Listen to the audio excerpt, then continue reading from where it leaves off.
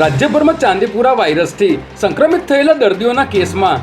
દિવસેને દિવસે ઉછાળો આવી રહ્યો છે અને અમદાવાદમાં આજે 2 બાળકોના મોતથી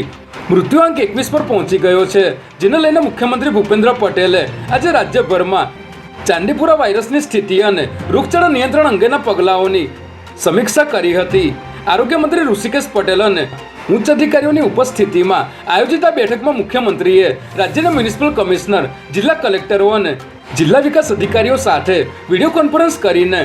તેમના જિલ્લાની કામગીરીની વિગતો મેળવી હતી, તેમજ અધિકારીઓને ડસ્ટિંગ ડ્રાઈવ ચલાવવા સૂચનાઓ આપી હતી. વાહન વ્યવહાર વિભાગ ઈ ડિટેક્શન પ્રોજેક્ટ અંતર્ગત ઓટોમેટિક ઈ ચલણ સિસ્ટમ લાવી રહ્યું છે, જેમાં નેશનલ હાઈવે પર પસાર થતા દરમિયાન વાહનમાં પીયુસી, ટેક્સ, વીમો, ફિટનેસ કે પરમિટ બાકી હશે તો ટોલ પ્લાઝા પરથી પસાર થતાં જ વાહનનું ઓટોમેટિક સ્કેનિંગ થઈને ઈ ચલણ ઇસ્યુ થઈ જશે. પ્રથમ તબક્કામાં પ્રોજેક્ટમાં ટ્રક, ગુડ્સ તેમજ ખાનગી બસ સહિત તમામ કોમર્શિયલ વાહનોનો સમાવેશ કરાયો છે અને પ્રથમ તબક્કામાં પ્રોજેક્ટ અમદાવાદમાં લાગુ કરવામાં આવશે, જેની અમદાવાદના 2.5 લાખ સહિત રાજ્યના 10 લાખ કોમર્શિયલ વાહનોને સીધી અસર થશે.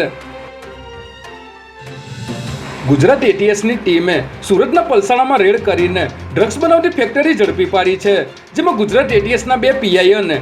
5 પીએસઆઈ સહિતની ટીમે પલસાણા તાલુકાના દર્શન ઇન્ડસ્ટ્રીયલ એસ્ટેટમાં પતરાના શેડમાં રેડ કરી હતી. આ રેડ દરમિયાન 4 કિલો મેફેડ્રોન અને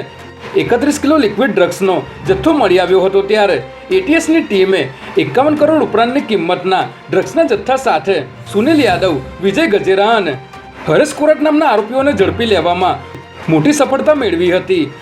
આરોપીઓ આ શેડમાં છેલ્લા 1 મહિનાથી ડ્રગ્સનું ઉત્પાદન કરી રહ્યા હોવાનું જાણવા મળી રહ્યું છે.